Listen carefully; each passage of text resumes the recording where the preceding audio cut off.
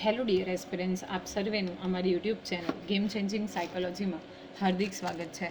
આજના વિડીયોમાં આપણે પ્રોબેશન ઓફિસર, ચીફ ઓફિસર તેમજ અન્ય કેટલીક સરકારી પરીક્ષાઓ માટે સમાજશાસ્ત્ર વિષય અગત્યનો છે અને જે વિદ્યાર્થીઓ બેચલર ઇન સોશિયોલોજી અને માસ્ટર ઇન સોશિયોલોજી સાથે સંકળાયેલા છે તો એમને માટે પણ ઓફકોર્સ આ વિડીયોઝ ખૂબ અગત્યના છે.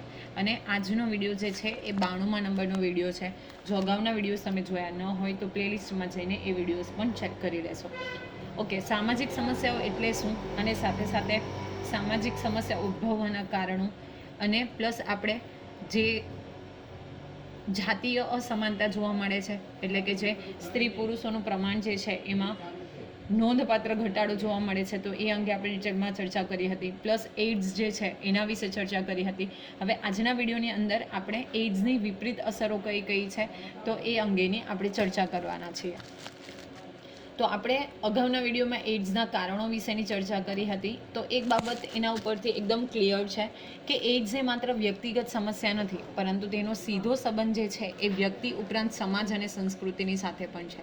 તો એક વ્યક્તિગત સમસ્યા તો નથી, પણ સાથે સાથે આપણે એવું કહી શકીએ કે એ સીધું રિલેટ કોની સાથે કરે છે તો જે તે સમાજ અને સંસ્કૃતિ એટલે કે સોસાયટી અને જે સિવિલાઇઝેશન છે, કલ્ચર છે એની સાથે પણ અસર કરે છે.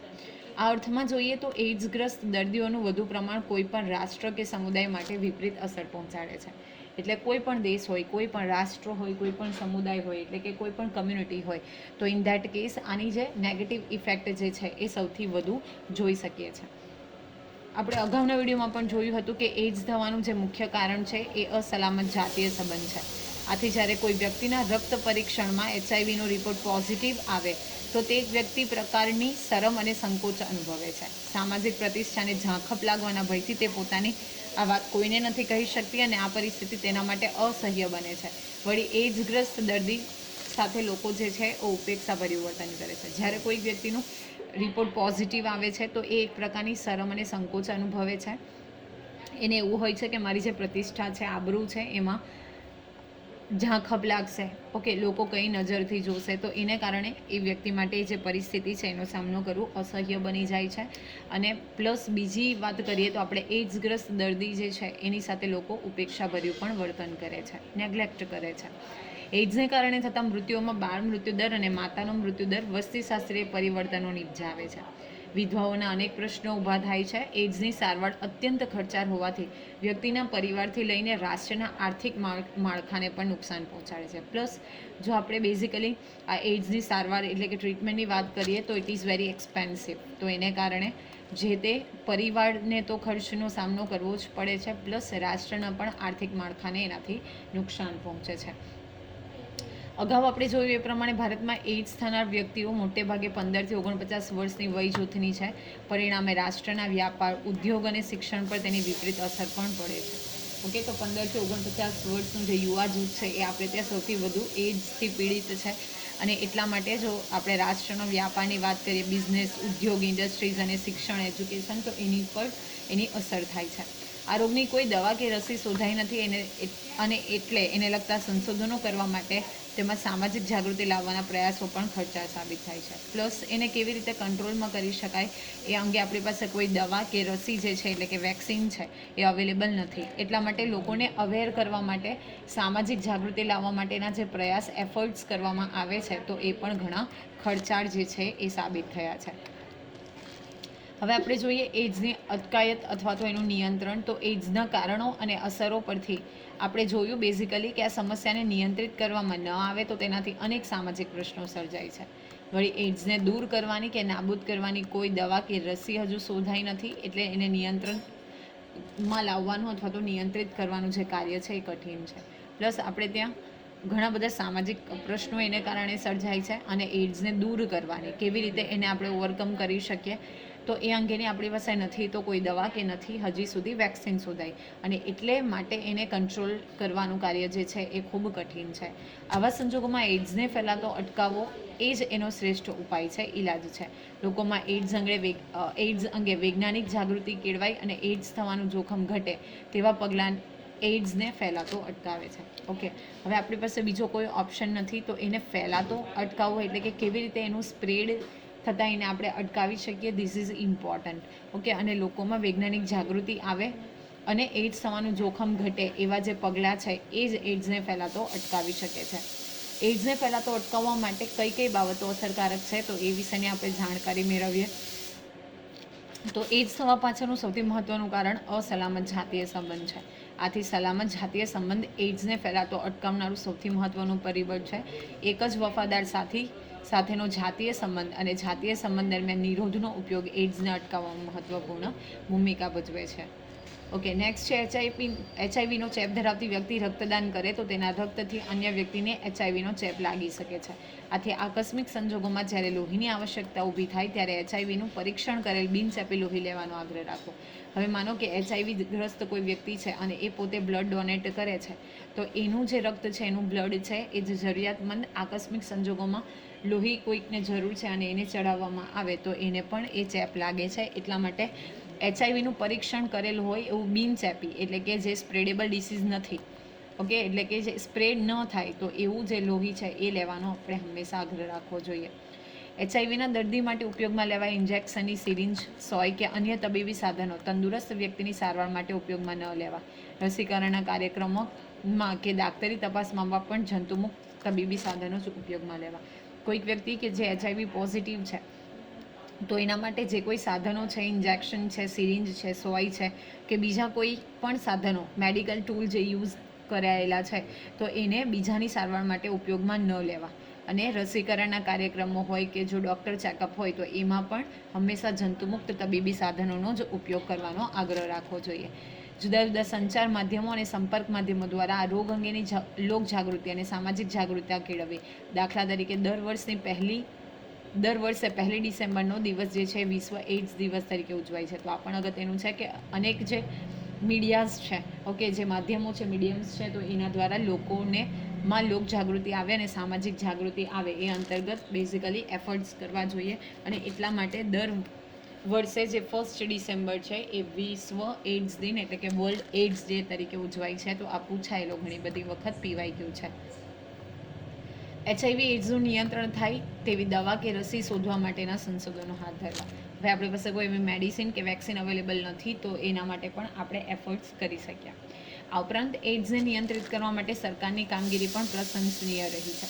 ભારત સરકાર દ્વારા ઈસવીસન 1992માં સ્થાપવામાં આવેલ NACOનું ફૂલ ફોર્મ અગત્યનું છે. નેશનલ એઇડ્સ કંટ્રોલ ઓર્ગેનાઇઝેશનના નેતૃત્વ હેઠળ એચઆઈવી કે એઇડ્સ કંટ્રોલ પ્રોગ્રામની શરૂઆત 35 એઇડ્સ નિયંત્રણ સોસાયટી મારફતે કરવામાં આવી. તો this is very noteworthy step which is taken by Indian government 1992ની અંદર નેશનલ એઇડ્સ કંટ્રોલ ઓર્ગેનાઇઝેશનની સ્થાપના કરવામાં આવી અને એના લીડરશિપની અંડરમાં એટલે કે એના નેતૃત્વ હેઠળ એચઆઈવી અને એઇડ્સ કંટ્રોલ પ્રોગ્રામની શરૂઆત થાય છે અને 35 જેટલી એઇડ્સ નિયંત્રણ સોસાયટી જે છે એ આમાં ઇન્વોલ્વ થાય છે. રાજ્યના દવાખાનાઓમાં શરૂ કરવામાં આવેલા ચિકિત્સા કેન્દ્રોને લીધે એઇડ્સનો ફેલાતો અટકાવવામાં ઘણી સફળતા મળી છે. પ્લસ ઘણા બધા હેલ્થ સેન્ટર્સ જે છે એ રાજ્યમાં ક્રિએટ કરવામાં આવ્યા છે, ઊભા કરવામાં આવ્યા છે, એસ્ટાબ્લિશ કરવામાં આવ્યા છે. તો એને કારણે પણ એઇડ્સને ફેલાતો અટકાવવામાં ઘણી હદે આપણને સફળતા મળેલી છે. હવે એક નવો ટોપિક જે છે એ છે નશીલા દ્રવ્યોના વ્યસનની સમસ્યા. એટલે કે જે ડ્રગ્સ હોય તો એનું વ્યસન કરવાની સમસ્યા જે છે એ પણ એક સામાજિક સમસ્યા છે.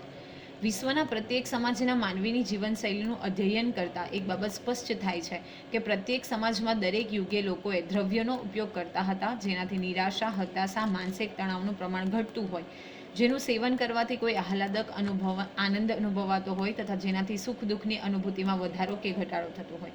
તો આપણે દરેક યુગની વાત કરીએ, ઓકે, આપણે જો પાસ્ટને પણ ચેક કરીએ તો વી કમ ટુ નો કે નશીલા પદાર્થો છે, ઓકે, દારૂ છે, એ બધી વસ્તુઓનું સેવન કરવામાં આવતું હતું. તો વોટ ઇઝ ધ એમ? તો નિરાશા છે, હતાશા છે, માનસિક તણાવ છે, તો એનું પ્રમાણ ઘટાડી શકાય.